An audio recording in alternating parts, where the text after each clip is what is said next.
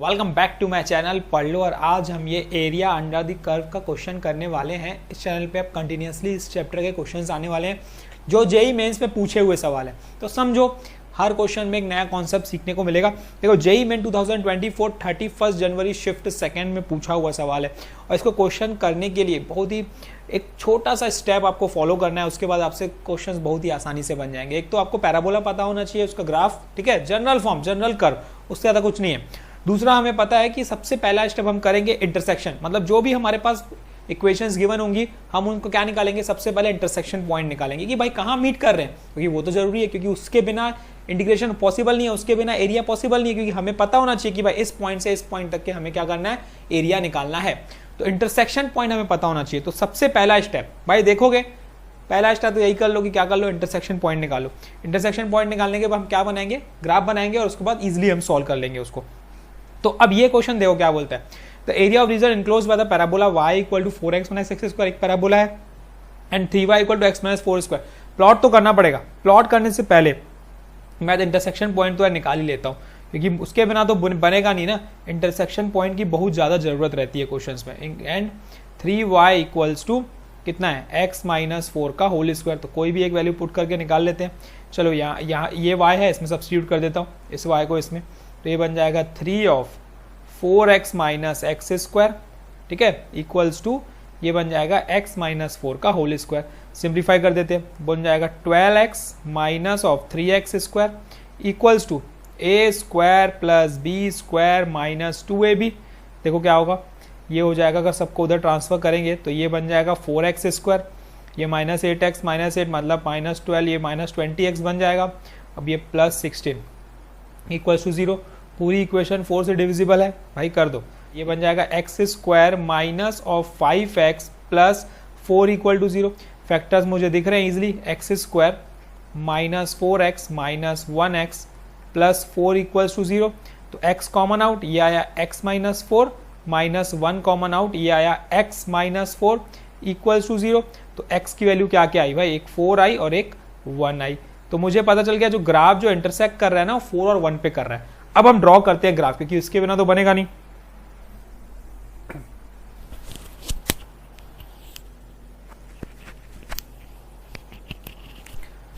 ठीक है, तो अब हम ड्रॉ करते हैं ग्राफ। ग्राफ कैसे ड्रॉ करेंगे देखो, समझो। ये हमने एक्स एक्सिस वाई एक्सिस बना ली। देखो सबसे पहले अगर मैं इस पैराबोला की बात करता हूं, ठीक है, y equal to 4x minus x square, कहां से पास होगा, ओरिजिन पास होगा, हमें दिख रहा है x 0 पुट करेंगे तो y भी 0 आएगा, ओरिजिन से पास होगा। लेकिन कहां तक जाएगा ये इंपॉर्टेंट है ना भाई। तो हम क्या करेंगे, जब हम इसमें y इक्वल टू 0 पुट करेंगे, सपोज हम इसमें पुट करेंगे y इक्वल टू 0, जैसे ही मैं y इक्वल टू 0 पुट करूंगा तो ये क्या बन जाएगा, देखो 4x minus x square equal to 0। तो यहां से x कॉमन लूंगा तो क्या बन जाएगा, 4 माइनस एक्स इक्वल टू 0। तो एक x की वैल्यू आ गई 0 और एक x की वैल्यू आ गई 4। तो मुझे पता चल गया है कि ये जो पैराबोला है वो 2 पॉइंट से कट करके जा रहा है। किस किस पॉइंट से भाई, एक 0 से एक 4 से, ठीक। और ये जाएगा कैसे, देखो माइनस एक्स स्क्वायर है तो मतलब ये किस तरीके से जाएगा, आपका ग्राफ 0 पॉइंट हो गया और सपोज एक 4 पॉइंट हो गया। तो यहां से कट करके जाने वाला है कौन, पैराबोला।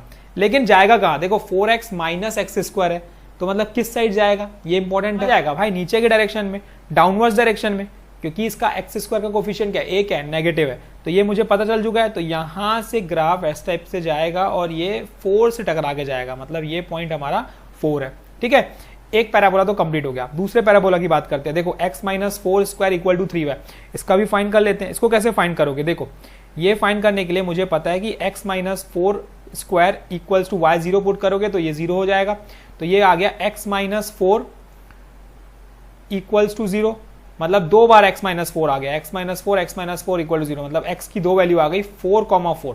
अच्छा एक बात समझ लो, यहाँ पे इंपॉर्टेंट पॉइंट है, पॉइंट टू बी नोटेड, कि जब भी 2 पॉइंट सिमिलर होते हैं तो इसका मतलब क्या होता है। देखो ये मतलब पता चल गया कि 4 पे ही कट करके जाएगा, पैराबोला है तो इसका मतलब 2 पॉइंट पे कट करके जाएगा। और जब दोनों पॉइंट एकदम एग्जैक्टली सेम आता है तो इसका मतलब क्या होता है, इसका मतलब ये होता है कि जो कर्व रहता है वो कुछ इस तरीके से जाता है, ये जाएगा यहां से लेकर और ये 4 पे टकरा के ये वापस ऊपर चले जाएगा।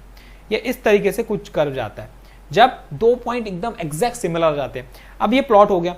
अब ये देखो कि भाई इनके दो कर्व के बीच का जो इनक्लोज्ड एरिया है वो कौन सा दिख रहा है, मतलब बाउंडेड एरिया, बंधा हुआ एरिया जिसको इन्हें बांध के रखा है, वो एरिया की बात करेंगे तो ये एरिया मुझे ये दिख रहा है, सिंपल सा है ना। अब दो चीज की जरूरत पड़ेगी भाई, किस चीजों की जरूरत पड़ेगी, एक तो ये पॉइंट इंटरसेक्शन, एक पॉइंट ये, एक पॉइंट ये। तो ये पॉइंट तो मुझे पता है 4 है, लेकिन ये भी पॉइंट तो हमने निकाल लिया है, हमने दो इंटरसेक्शन पॉइंट क्या निकाला है 1 और 4, तो ये क्या हो गया 1 और ये पॉइंट क्या हो गया 4। तो अब देखो इतना तो काम हो गया। अब तो आप आसानी से एरिया निकाल सकते हो। मैंने क्या बताया, एरिया कभी भी निकालना है तो upper curve minus lower curve, upper curve minus lower curve, बस कहां से कहां तक चल रही है। बस ये देखो भाई, एरिया अगर फाइंड करना है आपको, एरिया इक्वल्स टू इंटीग्रेशन कहां से कहां तक चल रहा है 1/4।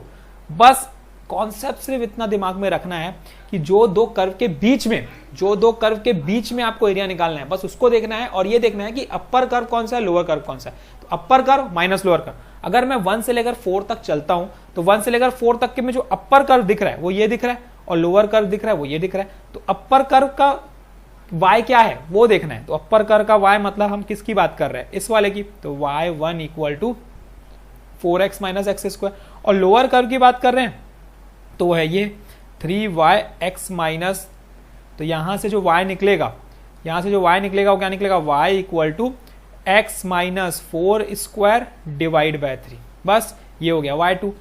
इतना सा कॉन्सेप्ट करना है, बस अब लगा लो भाई। ये हो जाएगा 4x minus x square upper curve minus integration of 1 से लेकर 4 और लोअर कर्व, लोअर कर्व हमारा क्या चल रहा है x minus 4 whole square divide by 3, whole square divide by 3। बस अब तो आसानी से आप इंटीग्रेट कर सकते हो। चलो इंटीग्रेट भी कर लेते हैं। क्या बन जाएगा ये 4x square divide bye 2 minus x cube divide by 3। ठीक, लिमिट चल रही है हमारी 1 से लेकर 4, ये माइनस, ये बन जाएगा हमारा 1/3, बाहर कर देते हैं, ये बन गया x माइनस 4 का whole cube divide by 3। Limit चल रही है 1 से लेकर 4, पुट कर दो भाई। ये हो जाएगा 2x स्क्वायर और 4 स्क्वायर, इसमें ऐड 4 स्क्वायर करके तो 16, 16 इंटू 2, तो ये बन जाएगा 32। जैसे इसमें करोगे 4 का क्यूब 16, 64/3, बीच में साइन माइनस की, तो ये हो जाएगा 2। ठीक है, फिर ये बीच में माइनस की रहती है तो ये प्लस हो जाएगा, तो ये बन जाएगा 1/3। ठीक है, इतना कॉन्सेप्ट क्लियर हुआ। माइनस ये क्या बन जाएगा 1/9 बन गया ये बाहर, और 4 माइनस 4 0, पहला तो हट गया, फिर साइन माइनस की आएगी, 1 पुट करेंगे तो ये हो जाएगा हमारा -3 का क्यूब मतलब 27, तो ये 27 हो जाएगा। ठीक है, अब ये 9 1 टाइम, ये 9 3 टाइम, यहाँ से क्या क्या कैंसिल होगा देख लो भाई। क्या होगा यहाँ पे 32, 32 माइनस 2 कितना हो गया, 32 माइनस 2 हो गया आपका 30, 30 30 माइनस 3 हो गया आपका कितना 27, तो ये आ गया प्यार 27 आ गया। आगे देखते हैं, ये 64 माइनस ऑफ 64/3 माइनस 64/3 प्लस 1/3, तो ये बन गया हमारा -63/3, तो ये हो गया -21, तो ये आ गया 21। तो 27 में से 21 गया तो कितना आया 6 स्क्वायर यूनिट इसका आंसर है। ठीक है, इस तरीके से निकालना है। कॉन्सेप्ट बहुत ही छोटा सा स्मॉल कॉन्सेप्ट दिमाग में रखना है।